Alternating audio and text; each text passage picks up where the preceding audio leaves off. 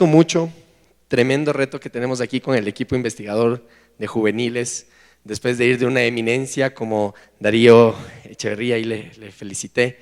Y miren ustedes que el día de hoy lo que les vamos a traer es algo relativamente histórico. El primer caso de uso de inteligencia artificial en el Ecuador para fines ilegítimos e ilegales.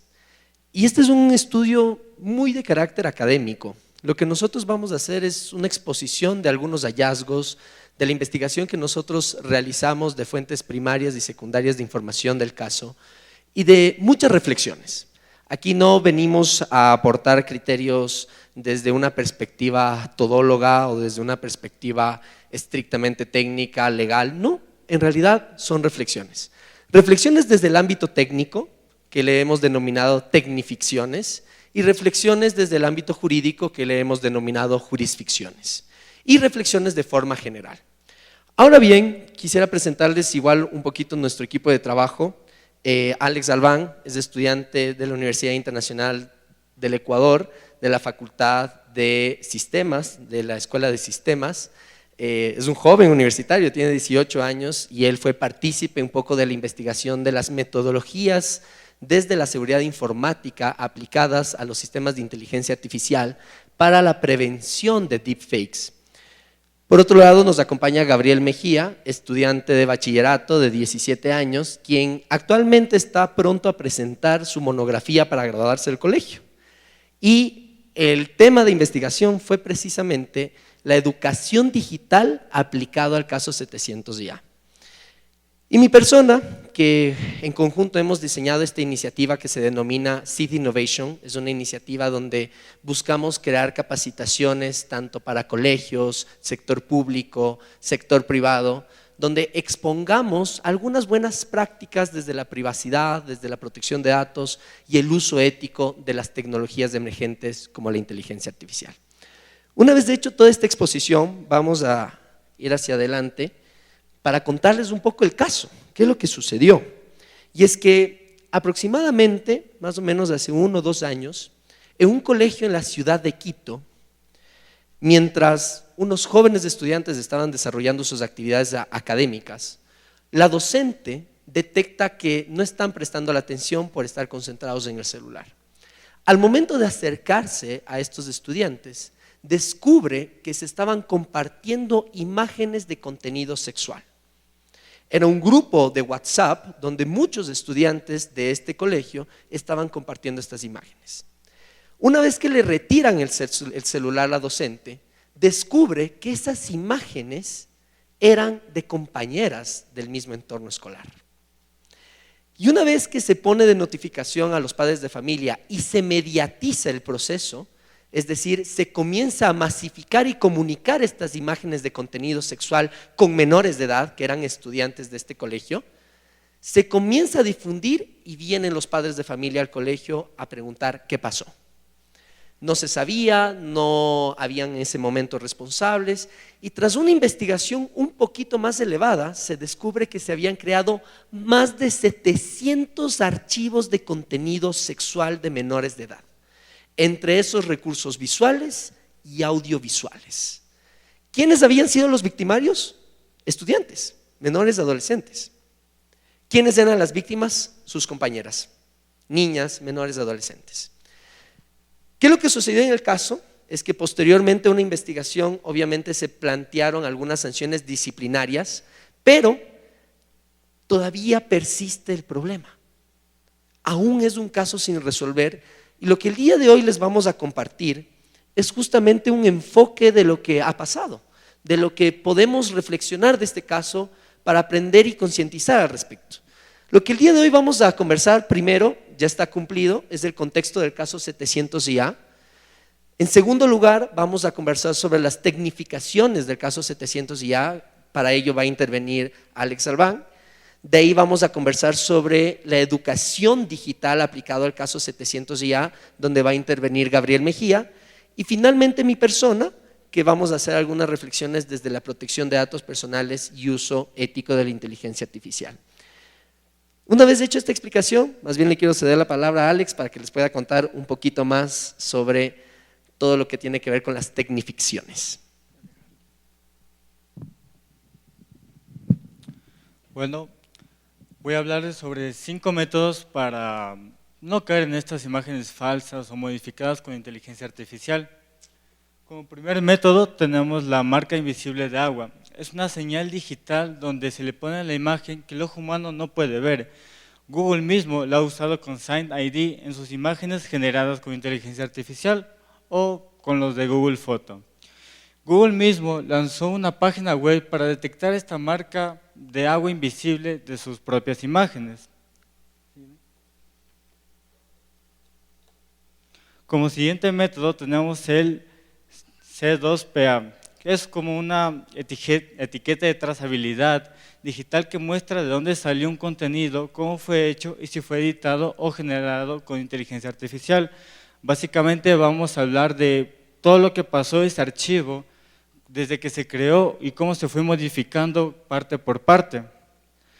Funciona porque deja en evidencia si el archivo fue manipulado después, dato curioso. Este tipo de tecnología ya se ha usado incluso para dar procedencia segura a videos de deepfake.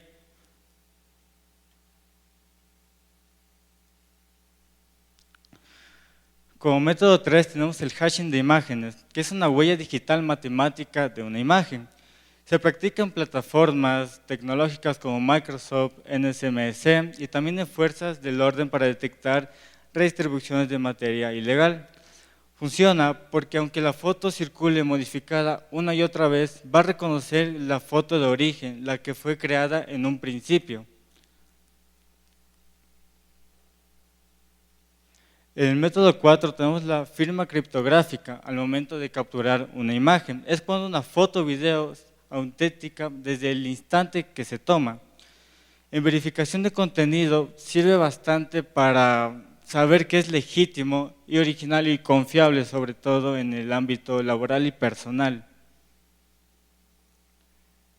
Y como el quinto método vamos a hablar sobre uno más personal, podríamos decirlo, ya que es creado en Latinoamérica. La aplicación Gaps nos sirve para denuncias en tiempo real. Esta fue creada en Argentina. Es una app de grooming para denunciar en casos en tiempo real y recibir orientación en caso de que pase alguna extorsión sobre una imagen editada de uno mismo. Esta aplicación promete ser pionera para denuncias en tiempo real, sobre todo en Latinoamérica, que no tenemos tanta seguridad en formas digitales. Para terminar, les quiero dar una pequeña conclusión, que nosotros vimos 3 formas de detectar. Vimos la forma de detectar, verificar y denunciar rápido en este ámbito de seguridad. Pero no nos olvidemos del grooming. El grooming es una forma de acoso para niños, es una forma de abuso sexual, se podría decir, en la que un adulto utiliza ciertas aplicaciones para engañar. Se puede hacer pasar por algún famoso, como ya vimos el caso de la anterior charla, donde se manipuló a una niña, puede ser a personas adultas para que reciban dinero propio. Permite prevenir y actuar a tiempo, tener en reflexión lo que significa de verdaderamente el grooming. Conocer el tema ayuda a padres de familia a que no expongan a sus hijos a dichos riesgos peligrosos. Bueno, muchas gracias, por mi lado es eso.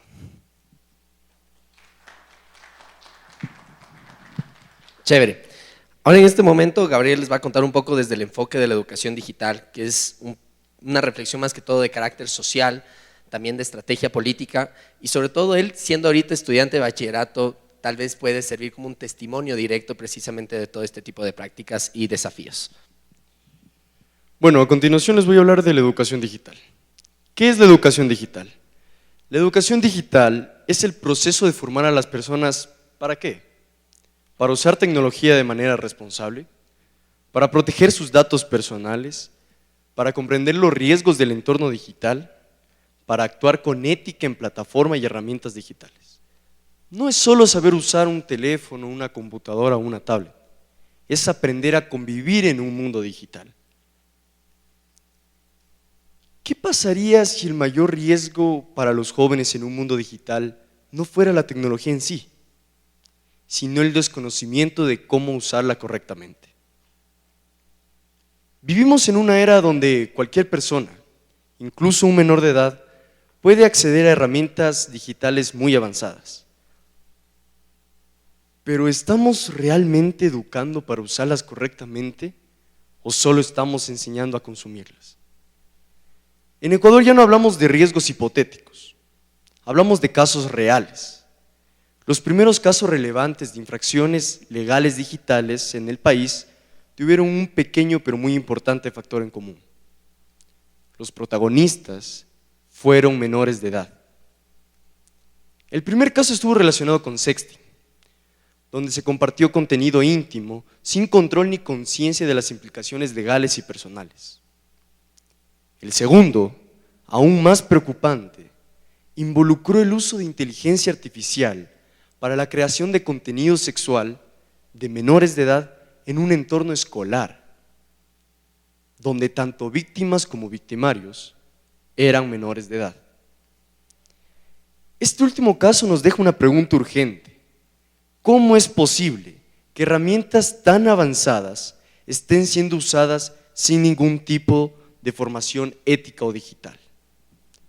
Aquí es donde la educación digital deja de ser algo opcional, se vuelve una necesidad. La educación digital es la solución, porque nos permite prevenir, ya que nos enseña los riesgos antes de que ocurran, nos orienta, nos ayuda a diferenciar entre un uso correcto e incorrecto de herramientas como la IA, nos protege, nos ayuda a entender cuáles son nuestros datos personales, nuestra identidad y nuestra privacidad. Si un menor entiende las implicaciones legales, sociales y éticas de sus acciones digitales, es mucho menos probable que cometa esta clase de infracciones. A nivel internacional, países como Finlandia, considerado uno de los países con mejor educación digital, integra habilidades digitales desde primaria, con un enfoque crítico. Estonia, uno de los pioneros en educación digital, donde los estudiantes aprenden programación y ciudadanía digital desde edades tempranas. Corea del Sur, que combina un alto nivel tecnológico con una formación en un uso responsable y ético del Internet. Mientras tanto, Ecuador, donde el Ministerio de Educación quiere incluir herramientas como aprender a usar TICs en los colegios, que terminan siendo patadas de ahogado de un sistema en el cual los supuestos planes de educación digital son tan ineficientes que terminas viendo cómo usar Excel, PowerPoint o Word. A continuación voy a dar datos estadísticos un poco más específicos de la educación digital. Países como Finlandia y Dinamarca lideran los índices más altos de alfabetización digital en Europa. Más del 90% de jóvenes en Estonia reciben formación digital estructurada desde la escuela. En países con altos niveles de educación digital, los riesgos como el ciberacoso y el mal uso de tecnología tienden a disminuir significativamente. Es importante recordar que la Ley Orgánica de Protección de Datos Personales reconoce el derecho a la educación digital. Este se describe de la siguiente manera: derecho a la educación digital. Las personas tienen derecho al acceso y disponibilidad del conocimiento, aprendizaje, preparación, estudio, formación, capacitación, enseñanza e instrucción relacionados con el uso y manejo adecuado, sano, constructivo, seguro y responsable de las tecnologías de la información y comunicación. El derecho a la educación digital tendrá un carácter inclusivo, sobre todo en lo que respecta a las personas con necesidades educativas especiales.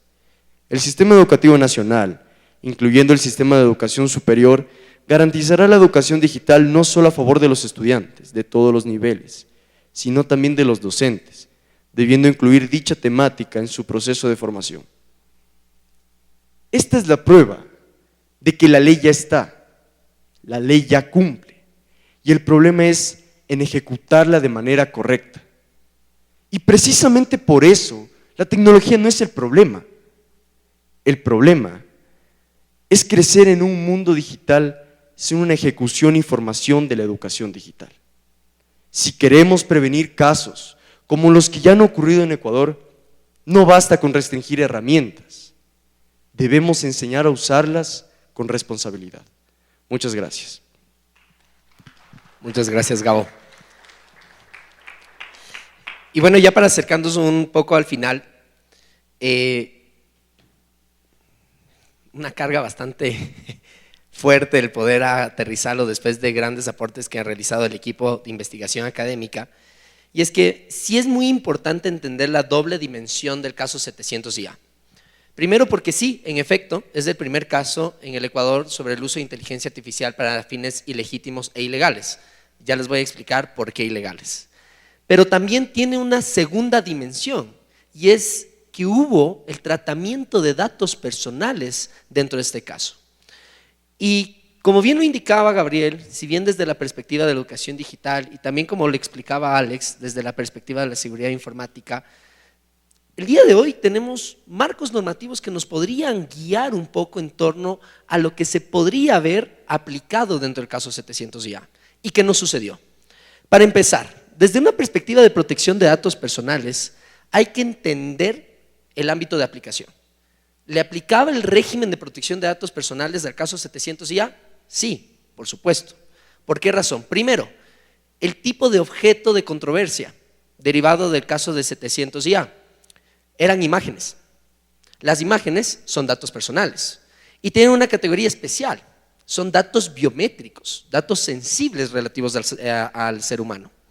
Y en segundo lugar, no eran imágenes solamente de contenido sexual, sino también de quiénes eran las imágenes, de menores de edad, de adolescentes, otra categoría especial conforme a la Ley Orgánica de Protección de Datos Personales. Basta con esos dos supuestos para entender que definitivamente el caso tenía o podía haberse resuelto desde el régimen de protección de datos personales. Y finalmente el tratamiento. El tratamiento es concebido como cualquier operación que se pueda realizar sobre los datos personales. ¿Qué se entiende por operación? Existe un catálogo bastante amplio. Puede ser acceso, procesamiento, usos y valorizaciones, comunicaciones, transferencias, etcétera, etcétera. Precisamente al momento de que los jóvenes utilizaron un sistema de inteligencia artificial para aplicar el deepfake sobre las imágenes de sus compañeras con imágenes pornográficas, hubo un tratamiento de datos personales. Entonces tenemos el primer check. Teníamos un nivel de aplicación de la Ley Orgánica de Protección de Datos, de acuerdo, pero les anticipo con un pequeño spoiler, los padres de las víctimas no decidieron optar por el régimen de protección de datos, optaron por otro, que es bastante llamativo y parte de las jurisdicciones que vamos a revisar.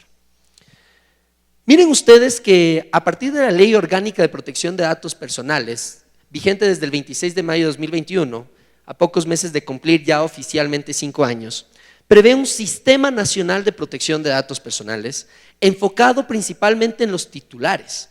¿Quiénes son los titulares de los datos personales? Todos aquellos seres humanos dueños de su información personal. ¿De acuerdo? Nosotros, obviamente. De ahí tenemos otro personaje que es el responsable del tratamiento. El responsable del tratamiento va a ser la persona natural o jurídica, organización pública o privada, que determina las finalidades y los medios del tratamiento del titular. Lo puede hacer en conjunto, de ahí nace el concepto de corresponsable, cuando más de un responsable del tratamiento, de forma conjunta, valga la redundancia, definen las finalidades y los medios del tratamiento.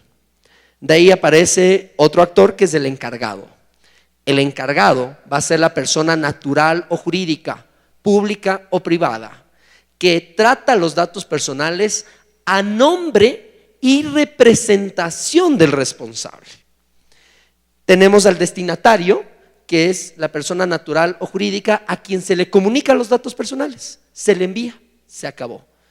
Y tenemos dos figuras más, que es el delegado de protección de datos, que es la persona natural que va a asesorar al responsable o encargado para que cumpla con la Ley Orgánica de Protección de Datos. Y la autoridad, La autoridad es una superintendencia, es oficial. Así como conocemos bastante a la Superintendencia de Compañías, Valores y Seguros, a la Superintendencia de Competencia Económica, a la Super de Economía Popular y Solidaria, a la de bancos, etcétera, etcétera, ya tenemos una Superintendencia de Protección de Datos Personales. Está ubicada aquí en la plataforma gubernamental norte, en el bloque amarillo, y está conformado aproximadamente con 40 funcionarios públicos, que de esos 40 funcionarios públicos, solo la mitad se dedica estrictamente a la supervisión y vigilancia del cumplimiento de la ley. Es un desafío organizacional, institucional bastante contundente. Pero ¿de qué sirve esta explicación? Vamos a aterrizarlo al caso 700IA, y ahí viene un poco la dinámica. El titular de los datos personales que se le vulneró, ¿quiénes serían? Las menores de edad, las adolescentes, las niñas. Pero aquí viene la reflexión jurídica. ¿Quién es el responsable del tratamiento? El responsable del tratamiento son los adolescentes, son los victimarios. Y miren que ese es uno de los aspectos que incluso he tenido la oportunidad de discutirlo, por ejemplo aquí en la Universidad Andina Simón Bolívar, en una exposición también sobre este caso, y es que la Ley Orgánica de Protección de Datos Personales fue pensada, o el régimen de protección de datos personales de forma general es pensado para regular la conducta empresarial. Es decir, está pensado hacia las grandes empresas tecnológicas y hacia la economía digital. Pero no hay que descuidar que tal cual como prevé el concepto de la ley, un responsable del tratamiento también puede ser otro ser humano, como es en el caso 700IA. Y aquí viene la gran discusión de este caso también. ¿Qué rol o personaje tiene el sistema de inteligencia artificial? Es una gran pregunta. Yo creo que Darío, después tenemos que sentarnos a conversar para ver qué rol va a tener, ¿no es cierto? Miren que aquí en el Ecuador, justo Darío ya lo mencionaba, hay una resolución de la Superintendencia de Protección de Datos Personales, pero es muy escueta, es muy más basado en los principios de aplicación, hace una interpretación de los roles según la cadena de valor de la inteligencia artificial que tiene algunas faltas de precisión y nos deja en una zona gris de saber cómo actúa el sistema de inteligencia artificial. La propuesta que yo les traigo aquí es que tentativamente, por eso digo, después podemos discutir, tentativamente puede que el sistema de inteligencia artificial haya actuado como corresponsable. Y esto no es tan descabellado, no es porque es una inferencia personal, sino porque dentro de algunos de los estándares, por ejemplo, la guía introductoria de la Agencia Española de Protección de Datos Personales, para determinar cuando un sistema de inteligencia artificial actúa como responsable, encargado, destinatario, corresponsable, lo hace desde el tratamiento de los datos, desde el ciclo de vida, que ya lo vamos a ver. Y de ahí es donde yo sugiero, tal vez, que el sistema de inteligencia artificial, dentro del caso 700IA, era corresponsable con los jóvenes que hicieron el deepfake sobre sus compañeras. La autoridad de la superintendencia. Pregunta retórica, ¿creen que la superintendencia recibió la denuncia sobre este caso? No. Ya vamos a ver por qué. Ahora sí conversemos sobre el personaje protagónico de la actualidad. Él debería estar en las portadas de farándula de tecnología, ¿no es cierto? Y aquí lo más importante que quiero que todos conozcamos es los conceptos que vamos a revisar en este momento sobre inteligencia artificial son conceptos multidisciplinarios. Muchos abogados y abogadas nos equivocamos a tratar de ser perfiles técnicos para describir a la inteligencia artificial y no se dan cuenta de los grandes problemas de infodemia y dispersión de información. Lo que ustedes quiero que nos quedemos es con dos conceptos que conforman después del concepto madre. El primer concepto es comprender a la inteligencia artificial como un sistema que actúa como un ser humano. El segundo concepto o acepción es comprender a la inteligencia artificial como un sistema racional de respuestas automatizadas. Cuando juntamos estas dos acepciones, tenemos uno de los conceptos integrales, permítanme ser súper didáctico. Este quizás es el concepto integral, e incluso en el que más se han basado todas las estrategias de gobernanza, tanto en Europa como en América Latina. Y es que se entiende la inteligencia artificial más allá de la compresión, por ejemplo, de un ChatGPT, más allá de la compresión de Gemini, no. En realidad, y esto es una aclaración para todos y lo vamos a ver, la inteligencia artificial conceptualmente teórico, desde una perspectiva teórica, más se acerca, y perdón por la broma coloquial, más se acerca a lo que es Terminator que a lo que es ChatGPT. Créanme, o sea, Lo que nosotros hoy utilizamos y llamamos inteligencia artificial en realidad no lo es en sentido estricto, puede ser un tipo de acepción distinta. Y esto es uno de los grandes desafíos que hoy en día, por ejemplo, el caso 700 IA se está enfrentando. Porque cuando fueron a presentar al juez esto, no entendió, no lo logró, ¿ya?